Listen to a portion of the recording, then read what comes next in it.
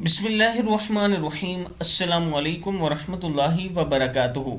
عابد راجہ channel کی طرف سے آج میں اپنے دوستوں کو رسول اللہ صلی اللہ علیہ وآلہ وسلم کا ایک فرمان بتاؤں گا۔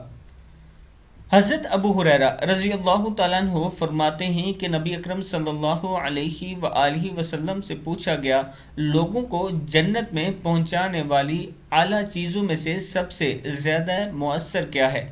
تو آپ صلی اللہ علیہ وآلہ وسلم نے ارشاد فرمایا، اللہ سے ڈرنا اور اچھے اخلاق برتنا۔ پھر پوچھا گیا، لوگوں کو جہنم میں لے جانے والی چیزوں میں سب سے زیادہ مؤثر کیا چیز ہے؟ آپ صلی اللہ علیہ وآلہ وسلم نے فرمایا، منہ اور شرمگاہ کی گناہ۔